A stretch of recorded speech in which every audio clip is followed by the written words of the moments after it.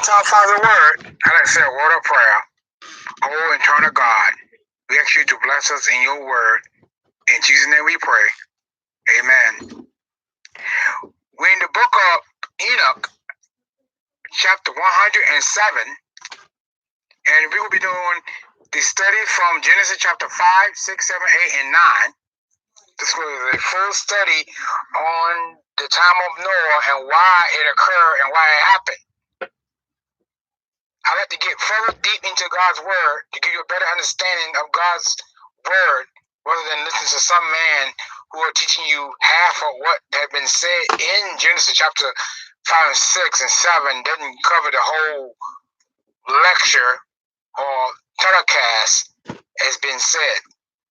In this 107th chapter of the book of Enoch, which is the second parable from Enoch, Enoch was taken up into heaven by God among the angels, according to this chapter and other chapters in the book of Enoch. It had been inspired by God. Why it had been inspired by God? Because Jude, who's a servant of Jesus Christ, that would be the book before Revelation, said that Enoch prophesied of these things. In the book of Jude, chapter 1, verses 14 and 15, it's only 25 verses, and he said, Enoch, the son from Adam, prophesied of these things, the Holy Lord come with 10,000 of his holy ones. That is to say, the angels. So a lot of people believe that it had not been inspired by God. And a lot of folks who claim to be a teacher, a leader of God's word, saying just because he brought up Enoch does not mean it was inspired by God. That's incorrect. Enoch are inspired by God because God took Enoch into heaven. He walked with God because the Bible says so in the book of Genesis chapter 5, verses 21 through the 22nd verse, through the 23rd verse, and 24th, that he had this testimony that he pleased God and God took him. God knew what he was doing when he took Enoch into heaven. In other words, he didn't taste death. So without further ado, in this chapter in the book of Enoch, the 107th chapter is a vision that God gave Enoch to foresee the destruction of the flood before the flood even take place. So Enoch is a prophet who foresaw all this before it even took place. That's what this chapter is about. And we're going to cover the whole study of the time of Noah so you can get a better understanding. And I've been saying this over and over in my telecasts that I made. So without further ado, we're reading from the chapter Enoch, from the book of Enoch, the 107th chapter, verse 1 through the whole chapter, and it read, and after some days, my son Methuselah, now Methuselah was the oldest man in the Bible. From Genesis chapter 5, he was 969 years old. He's the oldest man ever lived in the Bible. Some believe that there's someone who lived older than that, 980 years, but it's not found in the book of Enoch. I haven't found that yet. So, as I can say, Methuselah is the oldest man that lived in the Bible, 969 years. Took a wife for his son, Lamech, and she became pregnant by him and bare his son. And his body was white as snow and red as the bloom of a rose. And the river and the hair of his head and his long locks were white as wool, and his eyes beautiful. And when he opened his eye, he lightened up the whole house like the sun, and the whole house was very bright. And thereon he arose in the hands of the midwife. He opened his mouth and conversed with the Lord of righteousness. That would be God of the heaven and the earth. Whenever we see the Lord of righteousness or the Lord of spirits in the book of Enoch, it's being the creator of all living flesh, even the angels. And his father Lamech was afraid of him and fled and came to his father Methuselah. And he said unto him, I have begotten a strange son, diverse, that is different from an unlike man, that's more than human, in resemblance the sons of God of heaven. Who are the sons of God he's speaking of here? And what are sons of God? As recorded in Job chapter 38, verses 4 and 7. When the morning star gathers together and all the sons of God shout for joy. The sons of God are angels. That's what he's talking about here in the book of Enoch, the 107th chapter. The sons of God are angels. And his nature is different, and he is not like us. He's not like normal mortal human, and his eyes are as the rays of the sun, and his conscience, the appearance of him, his outer appearance, is glorious. And it seems to me that he is not sprung from me, or offspring, that's to say, but from the angels. That's to say, he's just like the angels that God created back in Job chapter 38, verses 4 and 7. That the angel was already with God before God even laid the first heaven age and the first earth age that we're living in today, and the third one, which is not yet here, but yet to come. As recorded in 2 Peter chapter 3, verses 5, 6, and 7. And then 13 talks about the third earth age, which is not here, but yet to come. And 1 Peter chapter 3, verse 5 talks about the first heaven age that ever existed. Verse 7 talks about the second earth age and heaven age that we're in today. And I fear that in his days a wonder, that's a sign, may be wrote on the earth. And now, my Father, I am here to petition thee and explore thee, that thou mayest go to Enoch. Enoch means dedicated, our Father, and learn from him the truth, for his dwelling place is among the angels. Remember, God took Enoch in Genesis chapter 5, because he was not, for God took him, and God knew what he was doing when he took Enoch. Enoch was for provision and seeing these events of the fallen angel who led the rest of the sons of God. By Jaquan, the angel led the rest of the sons of God towards mortal women, and the women bear forth the sons of God, giants.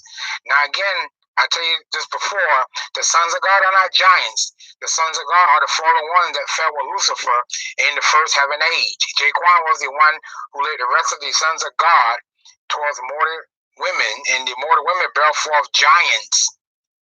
Eleazar was the leader of the Watchers. He was another fallen angel that had fell and led the rest of them to lead the battle, to train man to use weapons. And Gabriel was the one who deceived Eve in the garden of God, or the garden of righteousness. He was the one to protect the garden of God. He was the third and fifth part of Satan, who led Eve and also led the rest of the sons of God to intermix with mortal women to bear forth giants. And what do Eleazar mean? It means God was strengthened. Jaquan means God will rise. And Gabriel means wall of God. That's what it means. I'm quoting some of the fallen angels that fell with Lucifer in the first heaven age. These are the angels that intermix with the mortal women in Genesis chapter 6. So Enoch was among the angels. Verse 8, and when Methuselah heard the words of his son, he became to me to the ends of the earth, for he had heard that I was there, and he cried aloud, and I heard his voice, and I came to him, and I say unto him, behold, here am I, my son, wherefore hast thou come to me? This is Methuselah is talking to Enoch. And he answered and said, because of a great cause of animosity, I have come to thee, and because of this disturbing vision. This is a vision that God gave Enoch, that what will occur in the time of Noah, that these sons of God, which were led by Jaquan, the angel who led the rest of the sons of God, along with Eleazar, who produced the women to intermix with those fallen angel, and the women bear forth the sons of God, giants. And God didn't like that, and God wiped them out. We're going to cover Genesis chapter 6, 7, and 8, and 9 after we get done with the book of Enoch, the 107th chapter, in the third parable of the book of Enoch. And you've got to let them know that this vision that God given Enoch, or the vision that God will wipe out the time of Noah way before this even took place. This actually is a full prophecy and vision by Enoch the prophet before God even placed the notice to Noah about burying an ark to the saving of his family and the rest of the animals that didn't went out that way and corrupted themselves after the sons of God, which is to say the fallen angel. The word in the Hebrew is Nephilim, or some people call it Nephilim, which come from the pound word Napha, which means the offsprings of the sons of God. I have approached to you, and now my father had heard me unto limit. My son, there had been born a son, the lack of whom there is none, and his nature is none like main nature. That's like a normal man, a mortal man nature. And the color of his body is whiter than snow, and redder than the bloom of a rose. And the hair of his head is whiter than white wool, and his eyes are like the rays of the sun. He opened his eyes, and thereon lightened up the whole house. And he arose in the hands of the midwife, and opened his mouth, and blessed the Lord of heaven. That's the creator of the universe. That's God. And his father Lamech became afraid and fled to me, and did not believe that he was sprung from him. That's did not the offsprings.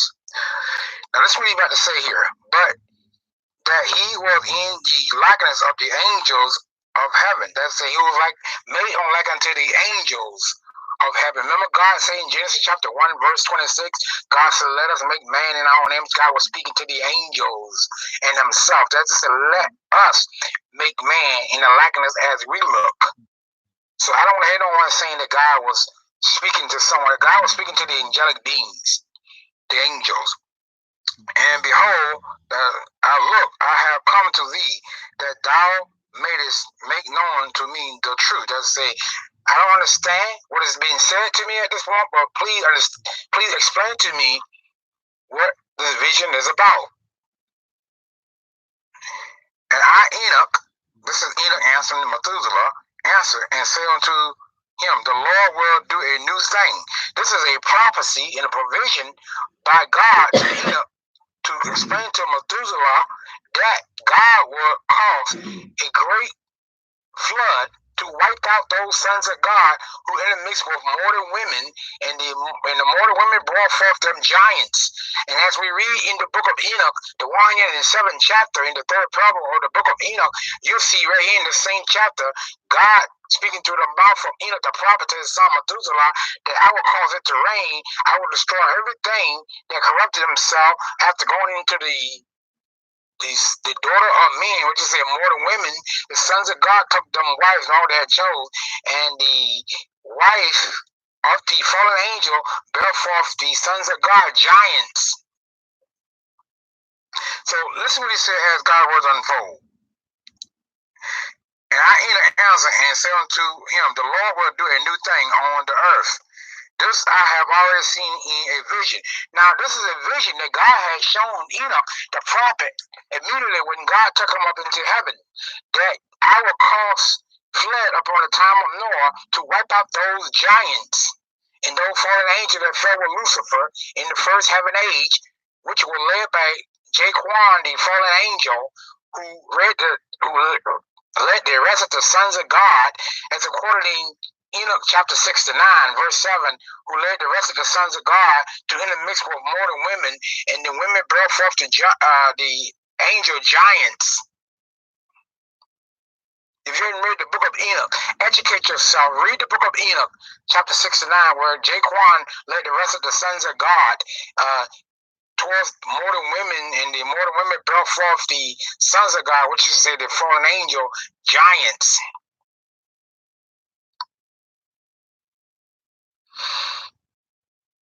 In a vision, and make known to thee that in this generation, what does the word generation mean? It means history, family, people.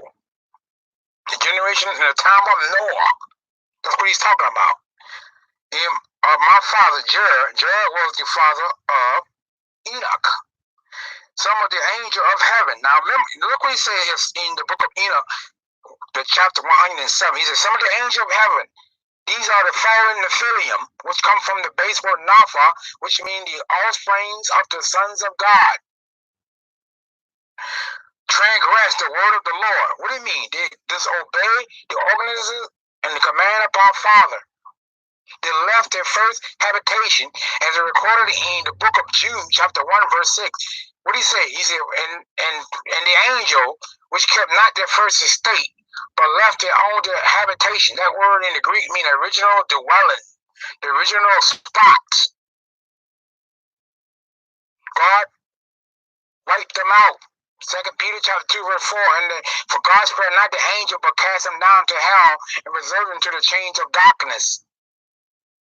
The word spare in the Greek meaning he could have ended them immediately, but instead he ready to have them bound until he ready to judge them in the place of Hades. Hades is the world of the dead, of departing souls and spirit. So it's not a figure of speech.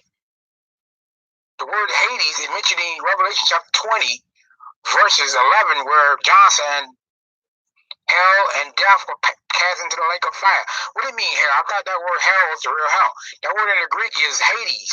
What does it mean? It means the world of the dead, of the departing souls and spirit. Those who are being held in that spot.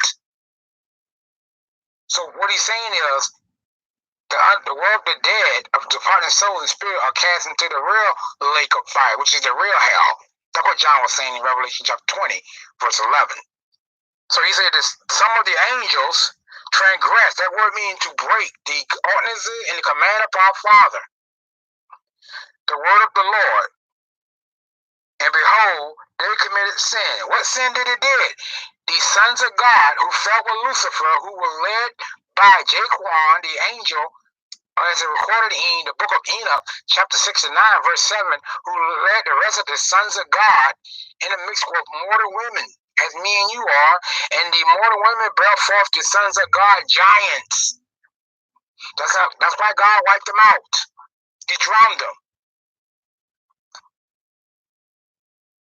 And recorded in Genesis chapter 7, verse 6, and the fountain of the deep was broken. That's to say, more water was coming from the earth than it was coming from the heavens. The Bible said the window was open and God drowned them.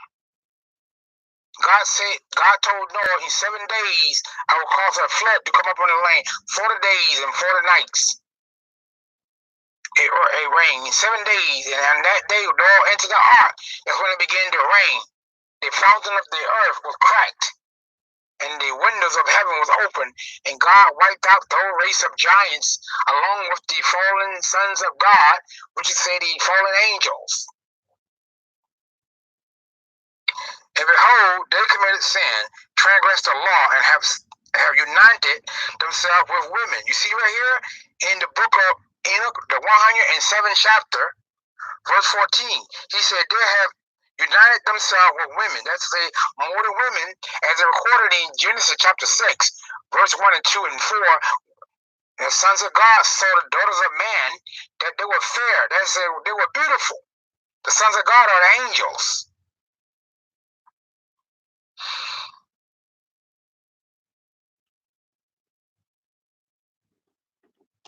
With women, and commit sin with them, and have married some of them, and have begotten children by them. These sons of God intermixed with mortal human, that's the mortal women, and the women brought forth the sons of God, giants.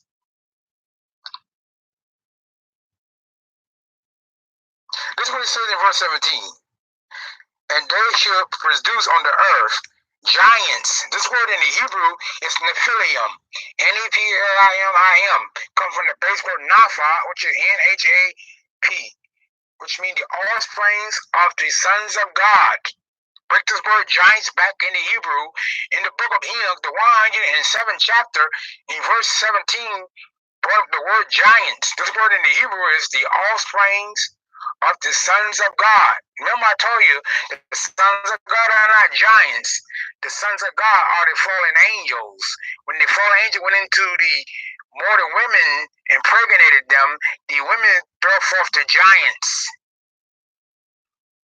from the sons of God.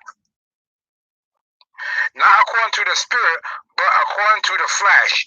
And there should be a great punishment on the earth. This was a provision, a prophecy given by Enoch the prophet before God even announced water and condemnation on the time of Noah. That this vision was given to Enoch already, the prophet, that this was going to happen. That the sons of God will come down and intermix with mortal women, and the mortal women will bear forth the angels, which is to say the fallen angel, giants.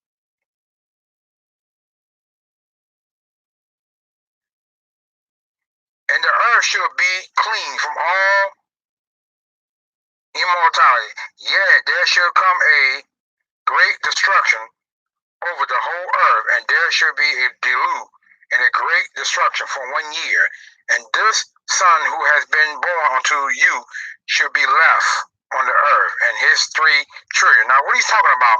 He's talking about Noah. Noah will be the only one that will be alive. How many souls got saved? 8 souls got saved. 8 souls got saved according to the Apostle Peter. 8 souls got saved in that flood.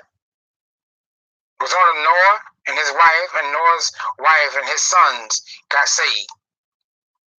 And this was a prophecy given by Enoch from God that this was going to happen. And the flood hadn't even took place yet at this time. This covers the book of Genesis chapter 5. This was a vision given by Enoch the prophet when God had taken him in heaven among the angels. You got to realize, as John was in heaven and was shown the thing that will fall down to earth in the latter time, where the 4 horsemen bring forth sorrow and destruction to the world that we are living in today, or the earth age. And this is what God did to Enoch. Brought him into heaven among the angels to declare to him what going to happen in the time of Noah before it even took place, and before the angel came down and mixed with mortal women.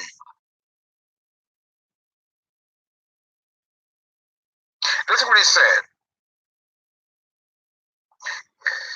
And it shouldn't be said with them, all mankind that on the earth should die. He and his son should be saved. That's in Noah. And now make known to thy son Lamech that he who has been born is into the truth. His son, and call his name Noah. Noah means rest, for he should be left to you, and he and his son should be saved from the destruction, which should come upon the earth on account of all the sin and all the unrighteousness which should be consumated on the earth.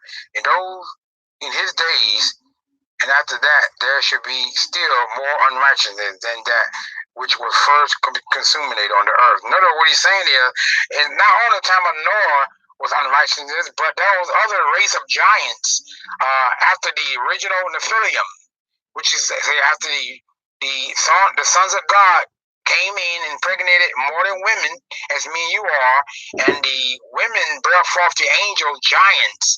There were other giants at the name of Rephaims. I did a telecast on the Rephaims a couple of months ago. Started in Genesis chapter 14, verse 5, Deuteronomy chapter 2 through 20, and Deuteronomy chapter 3, verses 10 through 19, and Numbers chapter 13, verse 33, Numbers 33, Numbers chapter 2, verse 10. There were other race of giants. They're pronounced dead in the Hebrew tongue, and they go by the name of Zim Zim Zoom. That means the terrible ones in the Hebrew tongue. And after that, there shall be still more unrighteousness than that which was first consumed on the earth. For I know the mystery of the holy ones, that say the holy angels. For he, the Lord, has showed me and informed me, and I have read them in the heavenly tablets. That's say the command of God, the holy command of God. That's what he's talking about. The holy command of our Father. So let's go to the book of Genesis chapter 6. That will complete it for the book of Enoch, the 107th chapter.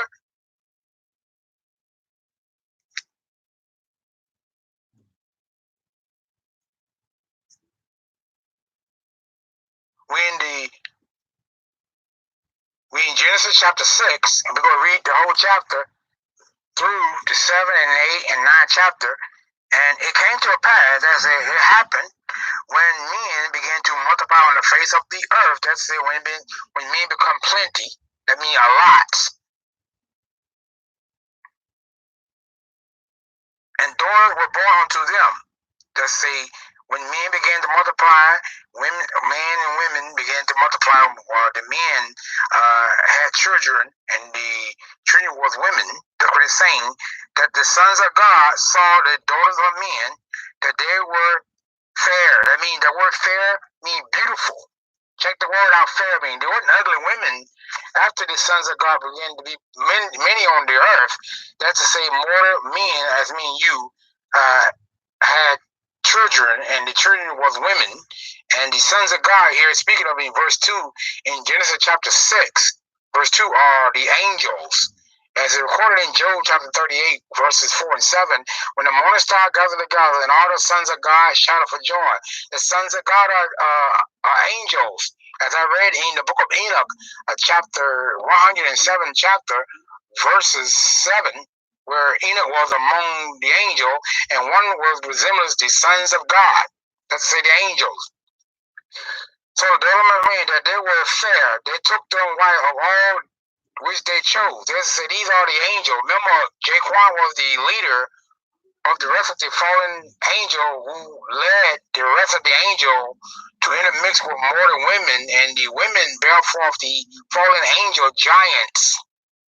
Now again, the sons of God are not giants. The sons of God are the fallen angels that fell with Lucifer in the first heaven age.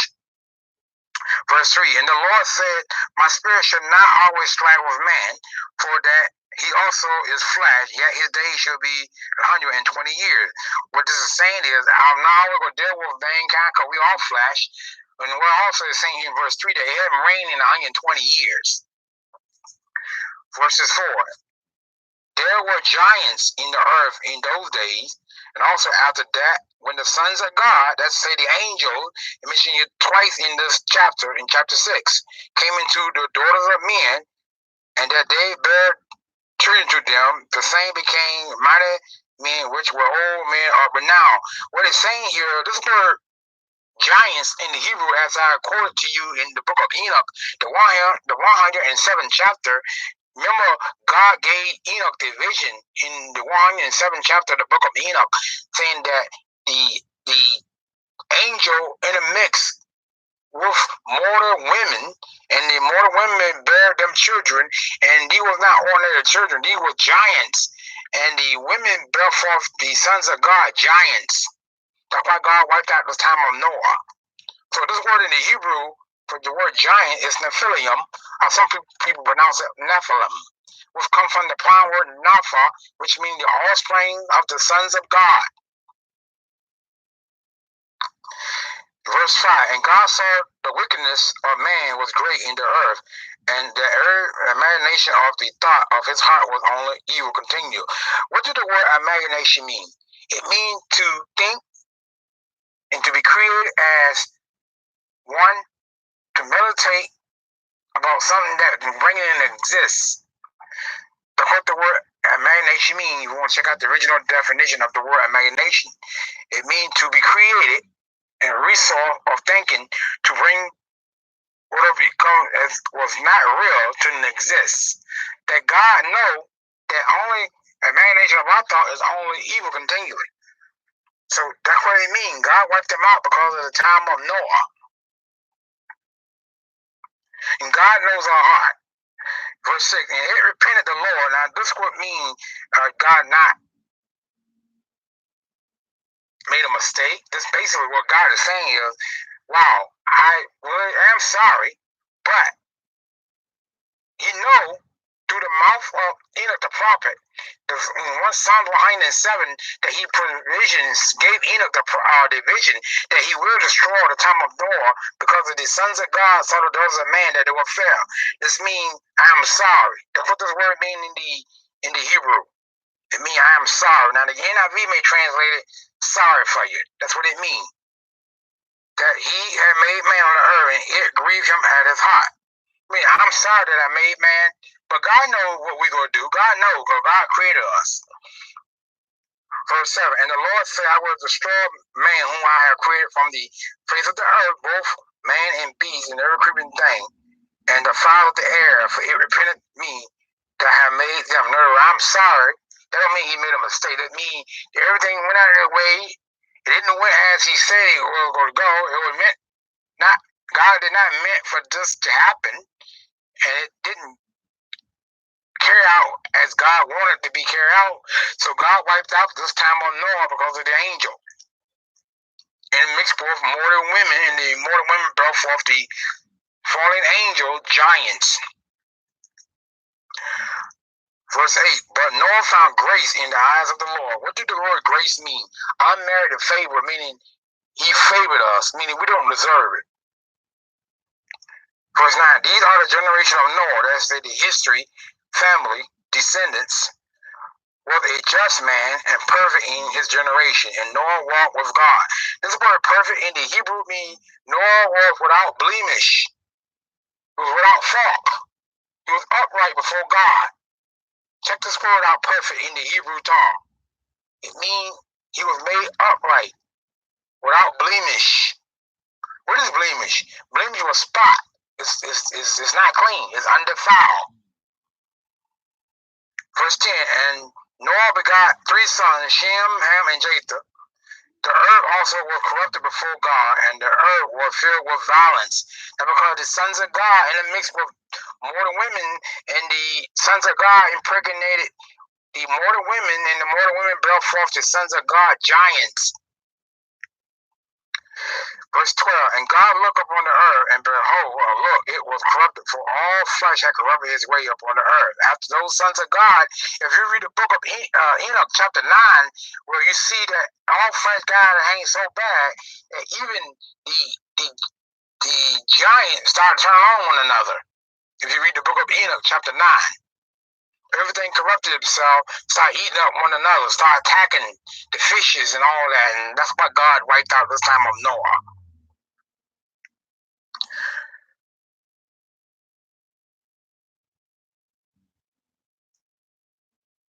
And God said unto Noah, the end of all flesh is come before me, for the earth is filled with violence through them. And behold, look, I will destroy them with the earth. I'm going to destroy all that I had originally created from the face of this earth.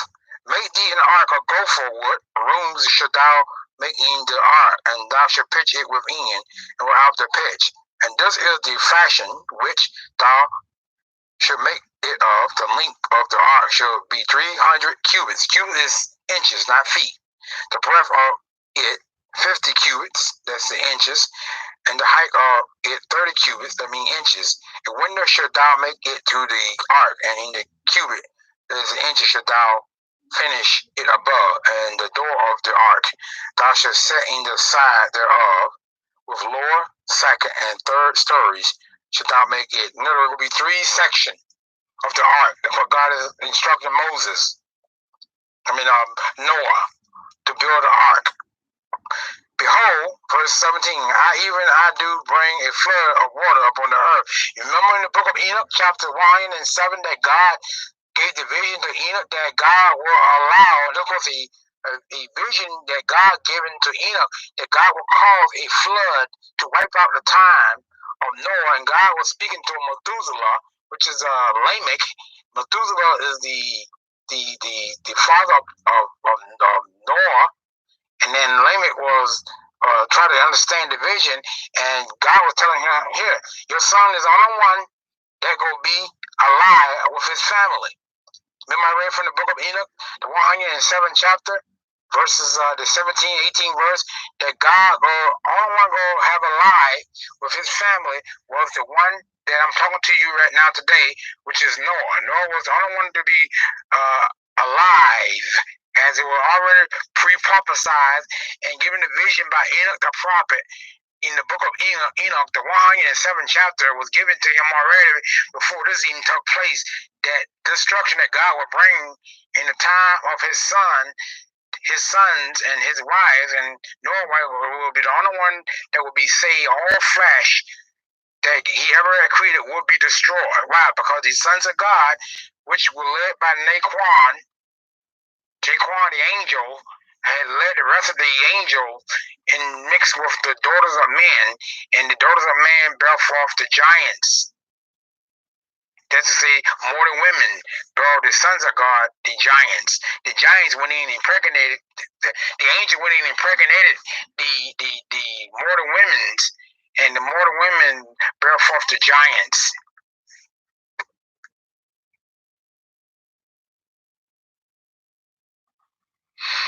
Verse 17, and behold, I bring a flood upon water upon the earth, and to destroy all flesh wherein is the breath of life. That's that I had created under heaven, and everything that is in the earth shall die. I'm gonna wipe them out.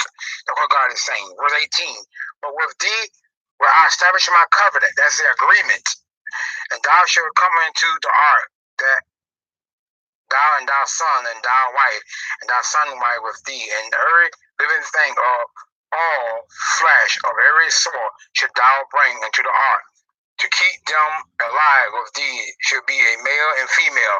Remember, God spoke to Enoch the prophet in the 107th chapter of Enoch that he was telling Lamech that his son Methuselah, that his son will be the only one that alive, and everybody else will be drowned among the flood with those giants and those fallen angels, which is the sons of God. Verse 20, of fowl after their kind, and of cattle after their kind, and of every creeping thing of the earth after his kind, two of every sort shall come unto thee to keep them alive. God said, I want this, the one that didn't corrupt them away, this is the one I want you to bring into the ark. And thou shalt unto thee of all food that is eaten, and shalt thou gather it to thee, and it shall be food for thee and for them. That's your family and the animals. Thus did Noah unto all that God commanded him, so he did. That's completed for chapter 6. We in chapter 7. And the Lord said unto Noah, Noah being rest, come thou and all thy house into the ark, for thee have I seen righteous before me in this generation. That's to say, this family history. That's what it means.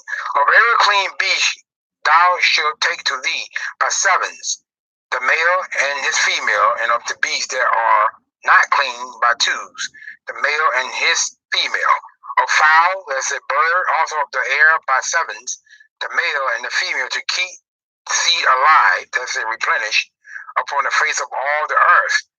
For yet 7 days, and I will cause it to rain upon the earth 40 days and 40 nights, and every living substance, that's every living thing that God had created, will be destroyed, that I have made will destroy from the face of the earth. Remember in the book of Enoch, the 107th chapter, I told you that God was wiped out.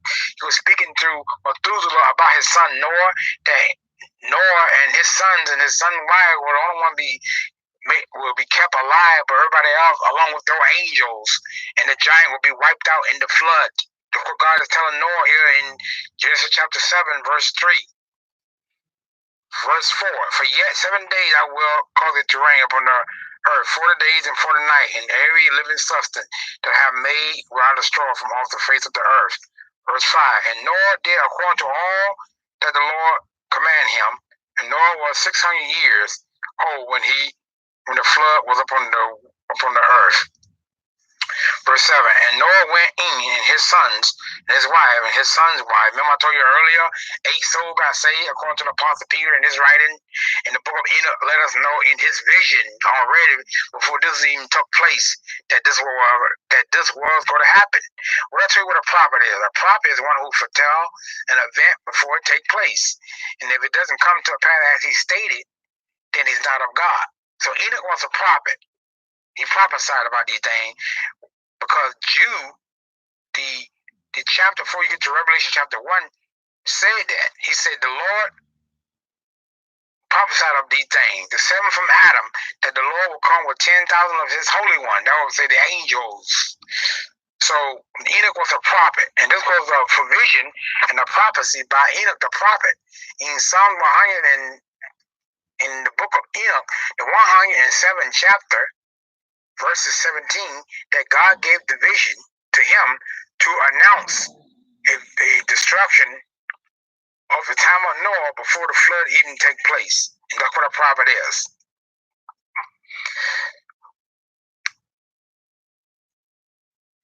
Verse 8, and of clean beasts, and of beasts that are not clean, and of fowl, and of everything that creep upon the earth.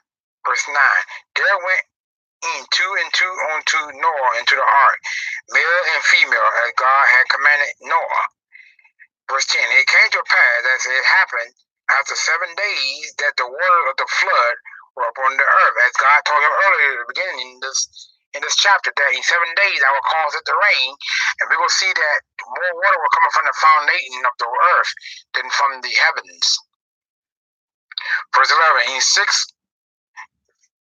in the 600th year of Noah's life, in the second month, the 17th day of the month, the same day were all the fountains of the great deep broken up. That's say the earth split, and the windows of heaven were open. That's say God, more water was coming from the foundation of the earth than it was coming from the heavens. That's what he's saying. God wiped out these giants along with the fallen angel, which led by Jaquan, the angel who led the rest of the sons of God towards the other angel to intermix with mortal women, and the mortal women brought forth giants.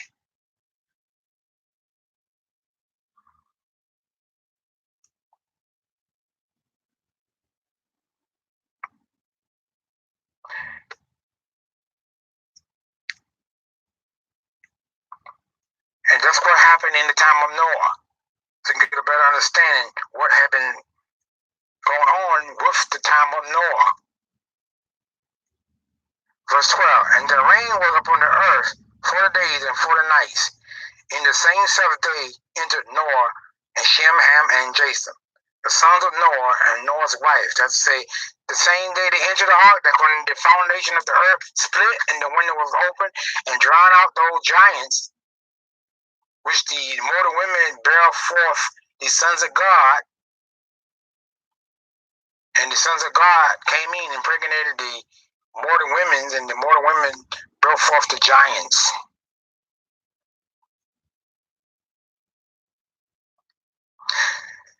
The sons of Noah and Noah's wife, and the 3 wives of his son with them into the ark.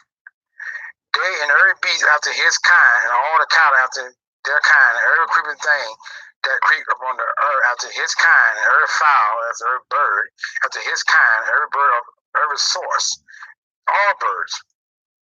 Verse 15, and they went into Noah unto the ark, 2 and 2 of all flesh, which is the breath of life. That's what God created. Verse 16, and they went in, male and female of all flesh, as God had commanded him, and the Lord shut him in. Now you notice that the Lord shut him in. Noah did not shut the door.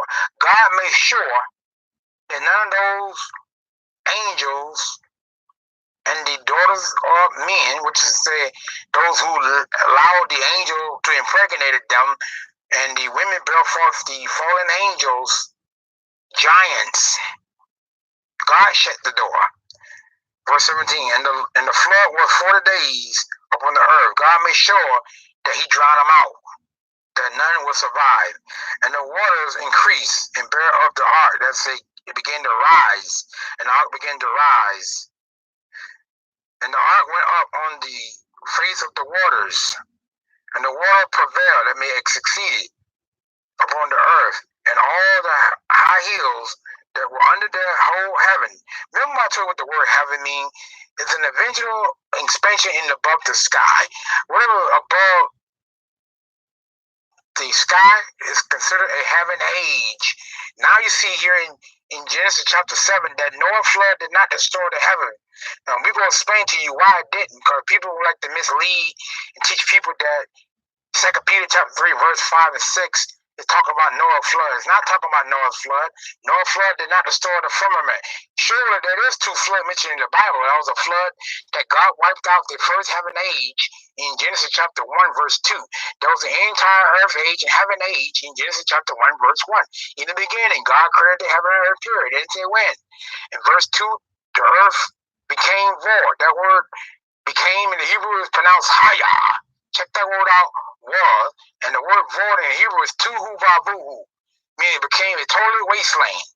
If you read Isaiah chapter 45, verse 18, for thus said the Lord God that created the heavens, whenever you see the word with an S on it, it means more than one heaven age. There's 3 of ages. God himself that formed the earth and made it, he established it, he created it not in vain, he formed it to be inhabited. I'm the Lord and there is none else. What God is saying is in Isaiah chapter 45 to the prophet Isaiah that God created the earth to be inhabited. That's to live upon. God does not create a destruction. Satan bring about a destruction. As recorded in the book of Enoch, that God suspended that heaven age because of Lucifer rebelled along with the rest of the angel. So Noah's flood did not destroy the firmament. It wiped out those giants along with those fallen sons of God, which were led by Jaquan the angel and Gabriel and Eleazar, your other angel, and wiped them out. God told Raphael in the book of Enoch, chapter 10, bind Eleazar. Eleazar was a fallen angel. What God told him? Bind his head with red rocks. Make sure his face is covered where he cannot see light. And this should remain there until the time that Christ comes and judge those bodies of spirits of the underworld of Hades, which is to say those who did not accept God in the time of Noah. Christ went in the lower part of the earth, according to 1 Peter chapter 3, verse 8. He went into the lower part of the earth. That's Hades, the world of the dead, of departing souls and spirit, those who rebel and sin against our Father, such as here in Genesis chapter 6 and 7. So what God is saying here, I will destroy everything under the heavens, will be everything that live on the earth. That's what he's saying. Verse 20, 15 cubits upward did the water prevail, and the mountain were covered. That's say the mountain wasn't high enough for anything to get away. Not even if a bird, even if it's fly above the earth, which is say in the firmament, the firmament is a heaven, it still would have got drowned. That's what he's saying here. And all flesh died that moved upon the earth, both fowl and of cattle, and of beasts, and of every creeping thing that creep upon the earth. And every man, that's every man that corrupt them way, every bird that fly above the ground, up in the sky in the expansion, even if it tried to escape, it wouldn't escape because the water was so high, it covered the mountain, the bird wouldn't even survive. So Noah flood did not destroy the firmament. Verse 22. All in whose nostrils, that said, who had air, was the breath of life of all that was in the dry land died. And every living substance, that said, everything that God created will perish. That's why Christ said in Matthew chapter 24, as it was in the days of Noah, so shall also be in the coming of the Son of Man may be. It will be just as in the time of Noah, they were married and given in marriage, and know not until Noah entered the ark. God got wiped out. Peter said the earth will melt with fervent heat. 2 Peter chapter 3, verse 17 and 8. The elements, that mean the rudiments. The word in the Greek means substance. Every physical thing that is in this earth age will be dissolved by our Father. Destroyed, which was over the face of the earth, both man